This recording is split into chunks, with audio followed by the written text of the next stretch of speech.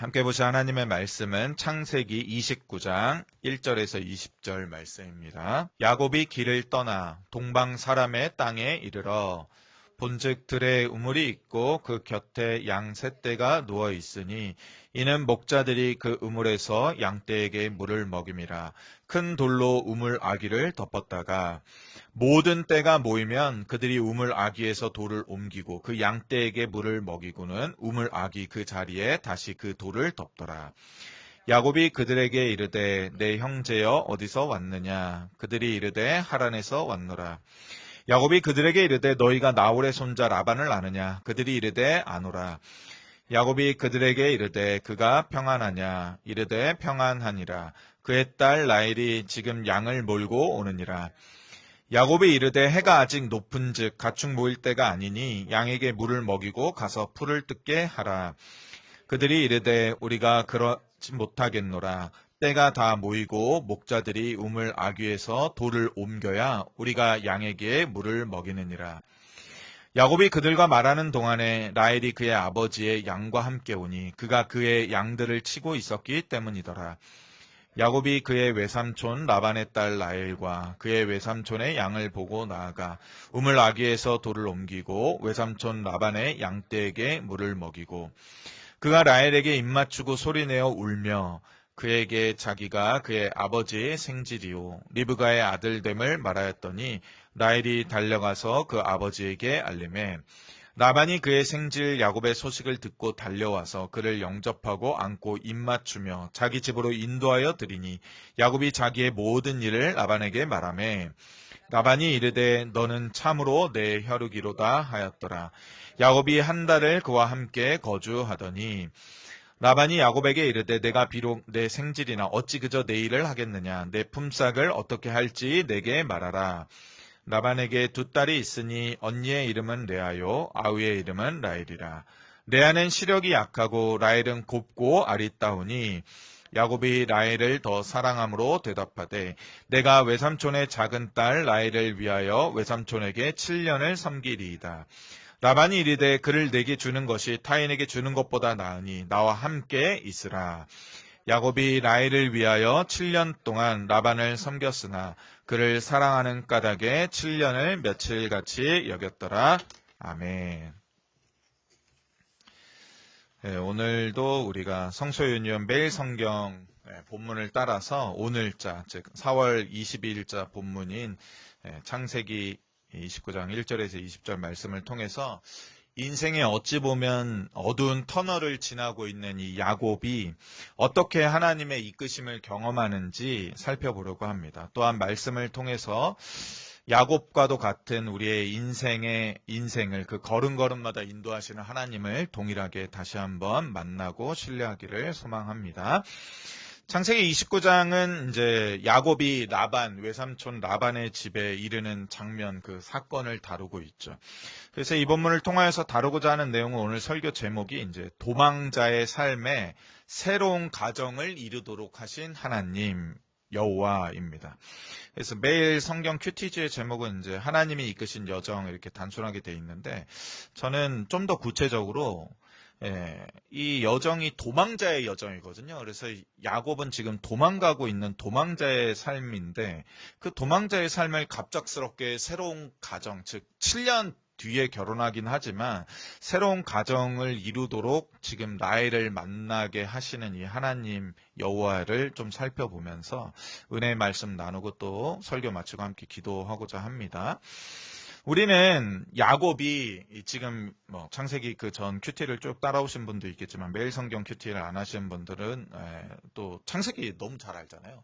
이 야곱이 이 이전에 바로 얼마 전에 어머니와 짜고 리브가 자기를 사랑하는 자기를 애정하는 어머니와 짜고 지금 이제 눈이 이제 잘 안 보이게 되는 이삭. 그래서 바로 앞에 있는 이 아들이 자기가 사랑하는 형 에서인지 장자 에서인지 아니면 아우 동생 야곱인지조차도 그 시력으로는 분간할 수 없을 정도로 시력이 안 보이게 된 이 아버지 이삭을 속이고 형 에서를 대신해서 이 장자의 축복을 받았고 이거를 알게 된 형 에서가 아주 피가 끓는 한국 사람으로는 뭐 아주 분노가 폭발한 상태로 이 야곱을 죽이고자 하자 어머니 리브가의 권유로 인해서 아버지의 다시 축복을 받고 외조부 부두엘, 이 부두엘은 나홀이다, 동일인인데 아마 이름을 이제 하나에서는 부두엘, 하나에서는 나홀이라고 아마 표현한 거다 뭐 이렇게 하고 있는데, 하여튼 나홀의 집에 이르러 외삼촌 라반을 만나게 되는 이 사건의 이야기, 스토리, 이전의 스토리를 쭉 다 꿰고 있습니다. 그리고 성경은 야곱의 이러한 여정을 그 고향 브엘세바가 이제 이스라엘의 이 남쪽 최남단 경계선이라고 보면 되거든요. 그래서 주로 구약 성경에서 브엘세바에서 단까지 이렇게 보통 표현합니다. 그게 이제 이스라엘의 최남단 브엘세바와 최북단인 단을 의미하는 그 경계선이거든요. 그래서 그때 당시에 아버지 이삭이 브엘세바에 이제 장막을 치고 거기서 살고 있었는데, 고향 브엘세바를 떠나서 그 하란까지가 무려 800km입니다. 그러니까 여기서 부산까지 가는 직선 거리의 약 2배가 조금 넘는, 2배 정도 되는 먼 길을 걸어가야만 했다는 겁니다. 이 여정이. 그래야 마침내 그 걸어서 800km가 넘는 오랜 이 여행길을 통하여서 마침내 하란에 이르는 장면을 기록하면서 오늘 본문 창세기 29장 1절에서 이렇게 기록하고 있습니다. 이게 제가 오늘 나눌 핵심 구절이기도 한데 1절을 다 같이 한 번 더 읽어보길 원합니다. 다 같이 읽겠습니다. 1절입니다. 야곱이 길을 떠나 동방 사람의 땅에 이르러. 그래서 매우 단순한 아주 짧은 한 구절인데, 창세기의 저자가 이제 모세로 알려져 있는데, 이 창세기의 저자는 야곱이 길을 떠났다라고 이렇게 기록하고 있습니다. 근데 이 내용은 야곱이 자신의 고향집인 브엘세바에서 부모 집을 떠난 그걸 말하는 게 아니라 이 바로 전 29장 바로 전에 있었던 하나의 중요한 사건이 있거든요.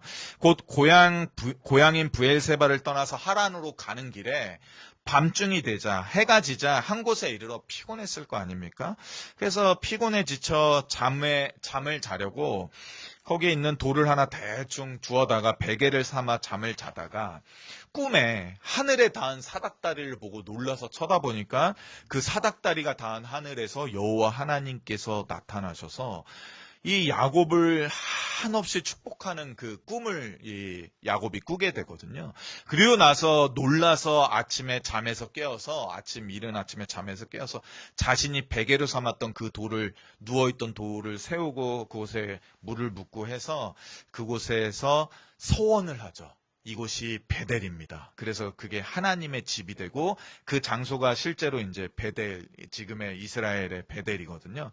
부르면서 하나의 서원을 하는데 그 서원이 뭐냐면, 내가 다시 이 고향집, 아버지 집에 돌아올 수만 있게 해주신다면, 하나님이 그렇게만 해주신다면 내가 이제 이 떠나는 길에서 받는 모든 것, 얻게 되는 모든 것에 10분의 1을 하나님께 드리겠습니다 하고 거기서 11조의 서원을 한 사건이 바로 이 베델의 사건입니다. 그리고 나서 이 창세기 저자는 이 야곱이 다시금 길을 떠났다라고 쓰고 있습니다.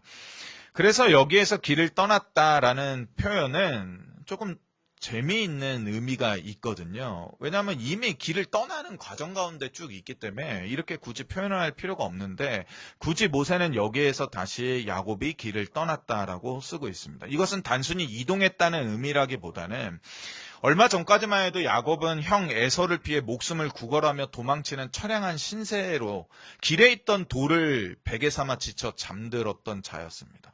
근데 제가 말씀드렸듯이 베델에서 하나님을 만나고 그 하나님으로부터 내가 너와 함께 있어, 내가 어디로 가든지 너를 지키며 너를 이끌어 이 땅으로 돌아오게 할지라 라는 이 약속을 받은 후에 정말로 돌아오게 하실 거예요? 나 이거 떠나고 이제 끝인 줄 알았는데 정말로 내가 다시 돌아올 수 있어요? 그렇다면 내가 10의 1조를 하나님께 드리겠습니다. 그렇게 한 이후에, 그러한 이후에 야곱의 발걸음이 새롭게 변했음을 표현해주는 그러한 구절이라고 보시면 됩니다. 그래서 이제 그는 이 직전까지만 해도 도망자의 무거운 발걸음으로 이 베델이라는 장소에 도착했는데, 이곳에서 여호와 하나님을 만나고 그분으로부터 다시 돌아오게 하리라는 축복의 말씀을 듣자 더 이상 도망자의 무거운 발걸음이 아니라 그 도망자의 무거운 발걸음이 그때로부터 소망의 발걸음으로 바뀌게 된 것입니다. 특별히 여기에 사용된 이 표현이 이전에 이제 지금은 우리가 개역 개정을 보지만 이전 한글 번역인 개역 한글에 보면 야곱이 발행하여 이렇게 번역되어 있거든요. 근데 이 번역이 도대체 무슨 말인지를 몰라요. 영어 성경을 보면 이제 그가 발걸음을 떼었다, 뭐 다리를 들어올려 앞으로 향했다 이런데 이 원어에서 보면 이 표현이 성경에서 딱 여기 한 군데만 쓰이는 그런 표현입니다. 근데 이 표현을 어떤 신학자가 연구해서 말하기를 야곱 그가 이제는 가벼운 발걸음으로, 가벼운 발걸음이 의미하는 게 뭡니까? 가벼운 마음이잖아요. 그래서 가벼운 발걸음, 가벼운 마음으로 다시금 그 먼 여행길에 오르고 있는 모습을 보여주는 표현이다. 이렇게 말하고 있습니다. 저도 이런 표현이 좀 마음에 듭니다. 왜냐하면 그가 이렇게 그의 발걸음이 바뀌게 된 중요한 사건이 여기 기록되어 있기 때문이죠. 그래서 아무래도 창세기 저자인 모세가 이 부분을 의도적으로 사용한 것이라고 보아야지 옳지 않을까. 저도 그렇게 생각합니다. 그래서 창세기 29장 1절에 우리가 이 구절을 읽을 때 밑에다가 좀 나만의 주석을 좀 달았으면 좋겠어요. 그래서 야곱이 길을 떠나 이거는 이 의미가 살지가 않습니다. 그래서 어떻게 바뀌냐면 야곱이 자신의 가벼운 발걸음으로 떠났다. 뭐 이런 식으로 좀 사역을 하는 거를 좀 달아놓으면 좋겠다 싶습니다. 그래서 우리는 여기에서 이렇게 번역을 조금 더 의미 있게 바꾸게 되면 성경의 중요한 의도 하나를 여기서 깨닫게 되는 것이죠. 창세기 29장 1절을 기준으로 실은 창세기 28장 10절에서 22절 사건을 기점으로 그 이전의 야곱, 도망자의 야곱과 그 이후의 야곱이 전혀 다른 발걸음으로 그의 갈 길을 가게 되었음을, 가는 길은 똑같아요. 근데 전혀 다른 발걸음으로 가게 되었음을 우리가 발견하게 되죠. 이전에 야곱은 여전히 속이며 빼앗고 조급하여 욕심내는, 그래서 어떻게 보면 참 세상적이다, 참 육적이다, 참 세속적이다. 그리고 전형적으로 둘째, 철부지 막내처럼 보이는 딱 쌍둥이임에도 불구하고 우리가 쌍둥이인데도 불구하고 역시 장남은 장남이네 이런 말 할 때도 있잖아요. 철부지 막내처럼 보이는 자였습니다. 그래서 야곱은 어머니와 짜고 아버지 이삭을 속여서라도 자기에게 결국에는 어떻게든 오게 될 것인 그 장자의 축복을 안 달라서 당장이라도 받고자 하여서 그렇게 실제로 했다는 것입니다. 그리고 그렇게 했으면 좀 담대하면 되는데 형 에서에게 그 형제에게 목숨을 잃을까 두려워서 쫓기는 신세가 돼서 멀고 먼 하란까지 지금 도망가야 하는, 어떻게 보면 참 처량한 신세가 되었죠. 야곱을 죽이고자 하던 그러면 에서는 어떤 자인가? 우리가 돌이켜보면 이 에서는 참 멋진 남자였습니다. 완전 테토남이죠. 막 털이 복실복실하고 사냥을 하고 아주 근육질의 남자의 피부도 바깥에서 야외 활동을 하니 아주 태닝이 아주 잘된 그러한 사람을 생각하면 되는데, 근데 겉모습만 이렇지 장자의 내면은 아주 그냥 하나님 여호와의 축복을 알기를 정말로 그러한 지혜가 없어서 당장의 눈앞에 놓인 음식을 더 크게 여겼던 자. 그래서 장자의 축복을 한 그릇 죽과 떡 한 덩이에 그냥 홀라당 팔아버리고 에휴 이게 더 중요하지, 난 먹는 게 더 중요해, 이렇게 말하고 그냥 그 장자의 이 권한을 자기 동생에게 그냥 아무렇지 않게 그냥 넘겨버렸던 자입니다.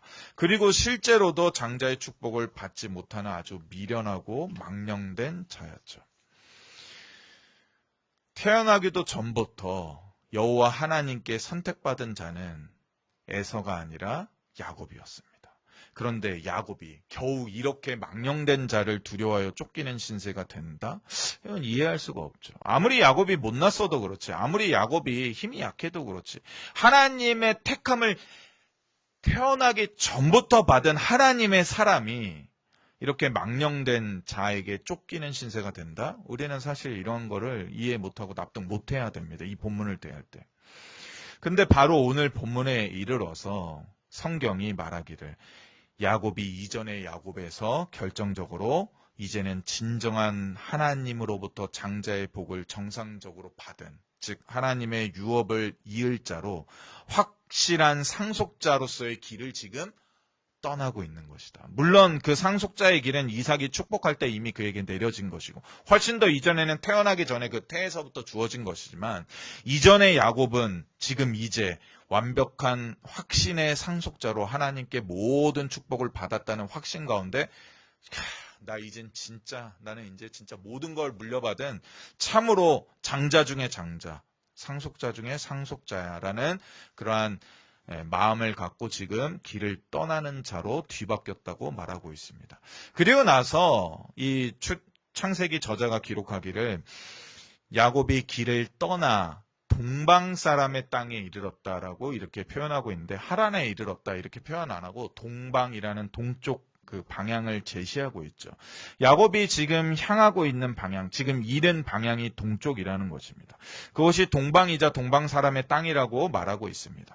현대에서는 동쪽이라는 것은 그냥 뭐 동양 서양을 크게 구분할 때나 또는 해가 뜰 때 뭐 이렇게 쓰잖아요. 근데 이 구약 시대 때 특별히 이 구약 안에서는 동쪽이라 하면 해가 뜨는 곳이자 동시에 단 하나의 성막에 있는 단 하나의 유일한 출입구가 동쪽을 향하고 있거든요. 그래서 그 동쪽이라는 의미는 구약에서는 하나님께서 하나님의 백성을 찾아오는 방향인 것입니다. 그래서 하나님이 어디로 오세요? 라고 묻는다면 하나님은 영이시니까 하늘에서 아무데나 오시겠죠. 어디로 동서 남북 어디서나 오시죠. 이렇게 말하는 건 성경을 잘 모르는 거고 하나님은 동쪽에서 오십니다. 이렇게 표현하는 게 성경적이라는 거죠. 그래서 해가 뜨는 그쪽 동쪽에서 하나님이 오신다는 그러한 이 사상이 있습니다. 이게 신학적인 거고.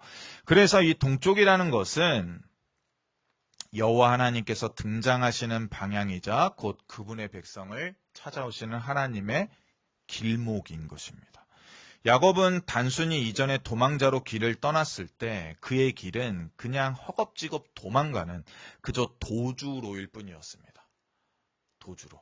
아무 의미가 없는 거죠. 그냥 목숨만 부지하기만 하면 이 길이든 저 길이든 그냥 막 가는 거죠. 그런데 그러한 도주로에는 자신의 앞날도 자신의 미래도 전혀 예측할 수 없는 길인 것입니다. 도주로로 도망가면서 그 무언가 대단한 것을 이루리라고 예상할 수 있는 사람은 없는 것이죠. 허겁지겁 목숨을 잃을까 그냥 뛰기에 바쁩니다. 주변을 돌아볼 시간도 없고 여유도 없는 것입니다. 오직 자신의 목숨을 형 에서로부터 어떻게든 보존하기 위해서 안전하고 풍요로웠던 고향집과 사랑하는 부모의 품을 떠나 이제는 가족에게도 돌아갈 기약이 없는 그 정처 없이 그냥 떠돌아다니는 그 도망자의 길을 이리저리 그냥 갈 수밖에 없는 그러한 인생길이었습니다.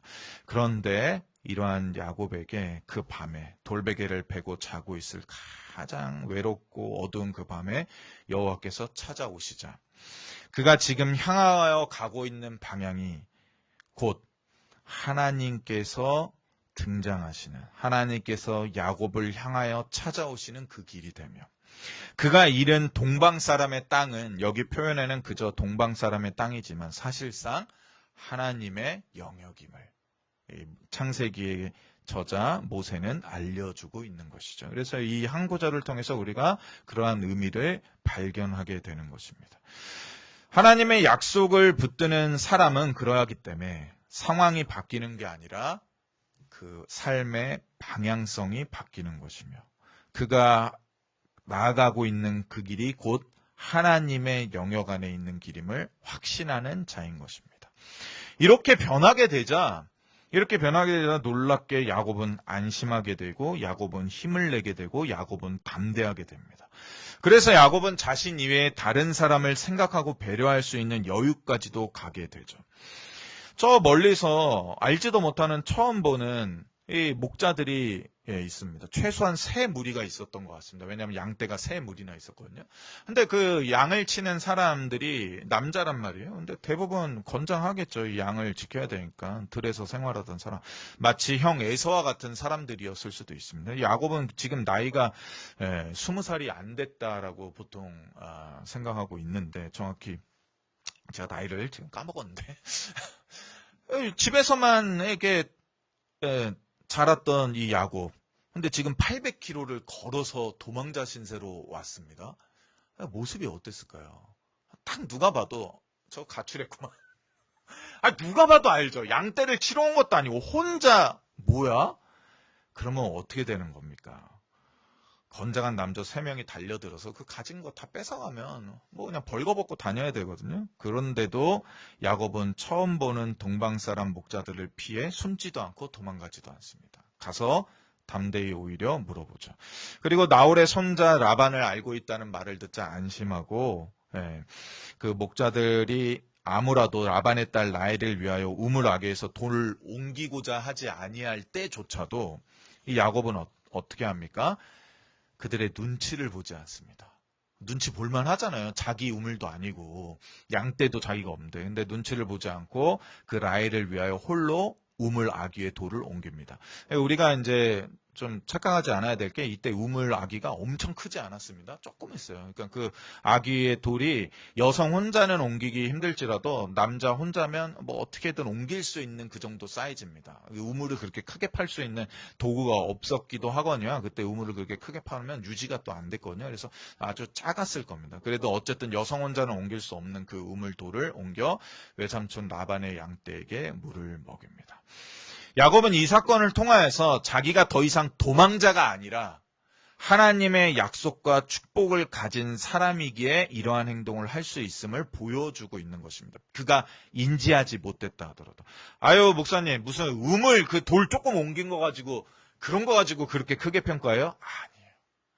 야곱은 이전에 그 계속한 도망자의 삶이었다면 그는 절대 그렇게 못했습니다. 아마 다른 길로 돌아갔겠죠. 그렇다면 라헬을 위하여 이렇게 우물을 열어줄 그러한 기회도 찾지 못했고 라헬을 만나는 데까지 더 오래 걸렸겠죠. 그에게는 이제 더 이상 죽음의 두려움 따위는 없었다는 것입니다. 여유가 나름 생겼다는 거죠. 그래서 다른 사람을 돌볼 수 있는 안목이 생기고 섬기며 돕는 데까지 이르게 됩니다. 도망자가 도망가다가 다른 사람 돕는 거 봤습니까? 경찰한테 쫓기고 있는 강도가 갑자기 길을 건너는 할머니한테 아유 할머니 길을 천천히 건너셔요. 저랑 같이 가세요. 이런 거는 상상해 볼 수 없는 거거든요. 그런 일은 없습니다. 근데 그는 이제 더 이상 도망자가 아니라는 사실을 이 본문을 통해서 우리는 발견하게 되죠. 그렇다면 이제 야곱은 마냥 행복한 삶을 이제 누리게 되는가? 근데 또 성경을 보면 그런 건 아니라는 것입니다.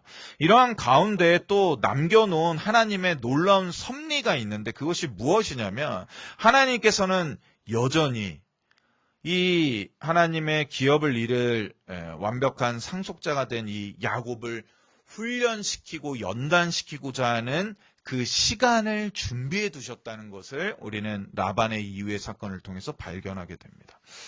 야곱의 이러한 일화를 통해서 우리가 다시 한번 생각해야 될 하나의 면은 하나님은 우리를 축복하는 동시에 그 축복으로 인해서 마치 그 축복이 묻힌 로또가 된 것처럼 이제 뭐 인생에 슬픔도 없고 고난도 없고 어려움도 없네.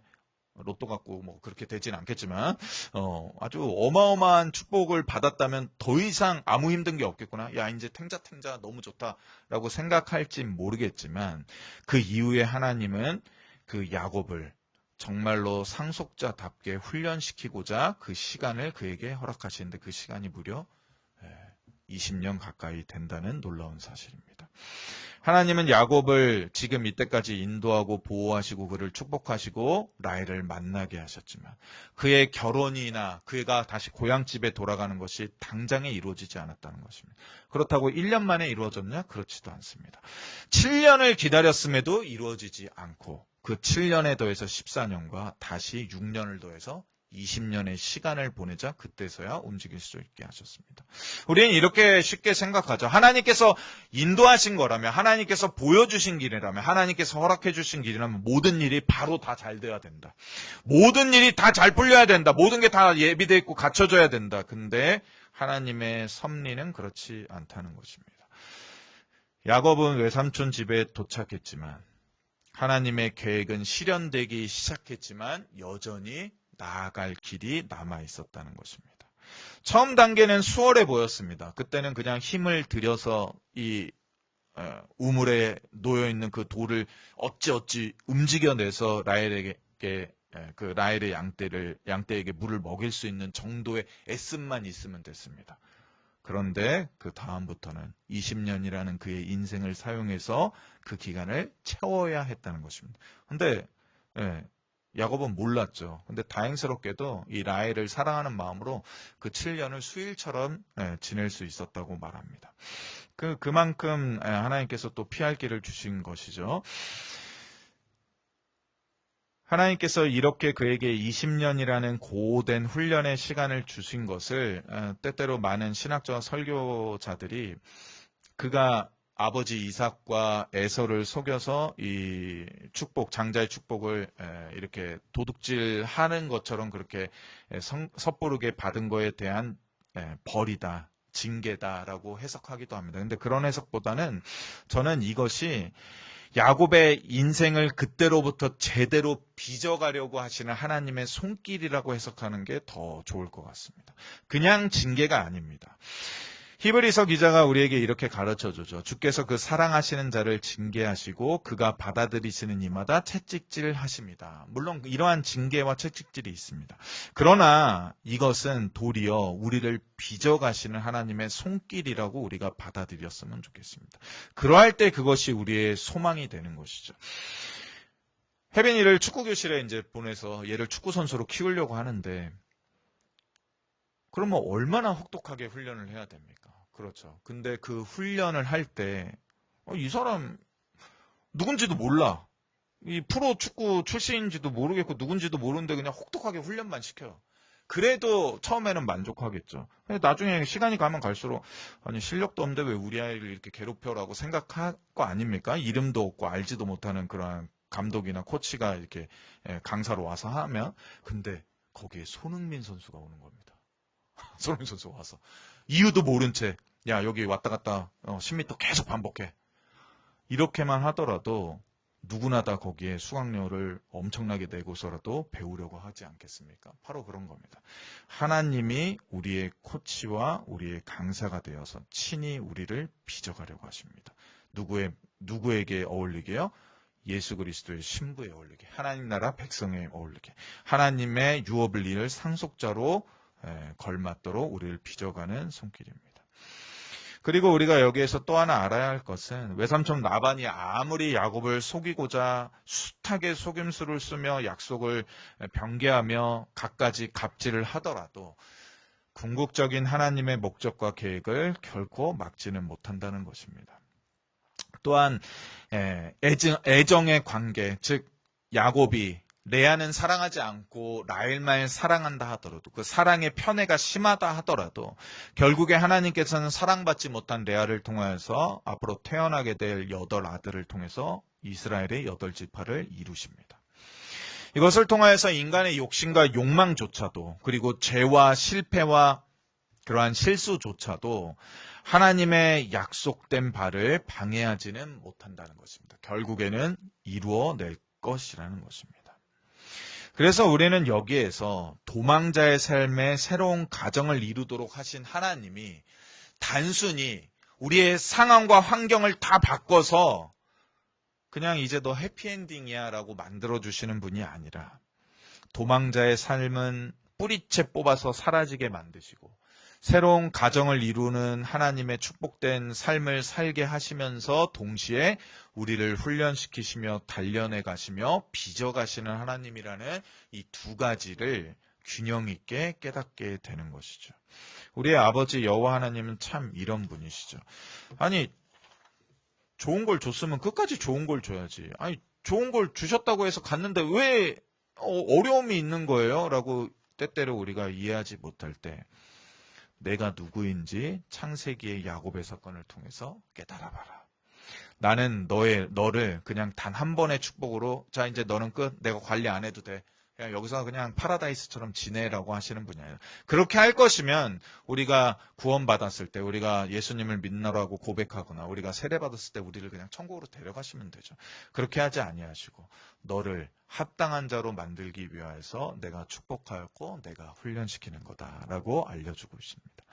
한 번 택한 자기 백성과 자기 아들과 딸을 위해 친히 축복하실 뿐만 아니라 그들을 위하여 끝까지 일하시며 그들의 삶을 자신의 복된 계획 안으로 끊임없이 이끄시는 분이 바로 우리가 믿고 있는 하나님 아버지이십니다.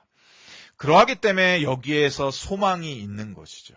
그러하기 때문에 아무리 최악의 실패자로 내가 세상에 드러난다 하더라도 우리의 인생이 다시 한번 터닝 포인트를 맞는 그 시점이 여전히 우리에게 계속해서 남아있다는 것입니다. 하나님이 우리를 포기하지 아니하시는 한, 그리고 하나님이 우리 인생 가운데 일하시는 한 그렇다는 것입니다. 그러니 이제는 끝이야 라고 하는 그러한 시기는 우리에게 없다는 것입니다. 죽음의 문턱에 이르렀을 그때조차라도 하나님은 능히 우리의 삶 가운데서 우리의 인생의 터닝 포인트를 다시금 만들어내실 수 있는 분이십니다. 어떠한 상황과 환경, 우리가 처한 그 무슨 일 가운데서도 여전히 그 마지막 기회는 우리에게 남아있다는 것입니다. 혹자는 말하죠. 인생 50 지나서 재기하는 것은 불가능하다. 60이면 이미 포기해야 된다. 70대선 더 이상 새로운 일을 할 수 없다. 그냥 주어진 거에 만족하며 살아야 된다라고 세상은 말합니다. 그러나 하나님께서는 말하죠. 100세 때에도 우리 인생을 바꿀 수 있는 나 여호와다라고 말하십니다. 오늘 본문도 우리가 자세히 계속해서 살펴보시면 야곱은 라헬과 젊은 시절에 눈이 맞아서 행복하게 양을 치며 살았습니다. 끝하고 창세기가 끝나지 않습니다. 계속해서 불확실한 미래 가운데 흔들리는 야곱을 계속 또 발견하게 됩니다. 아니 왜 잘 가다가 또 이래? 라고 말이 나오는 그러한 사건들을 야곱과 라헬 두 부부와 레아를 통해서 계속해서 보게 됩니다. 다가올 험난한 세월이 그들에게 20년간 남아 있습니다.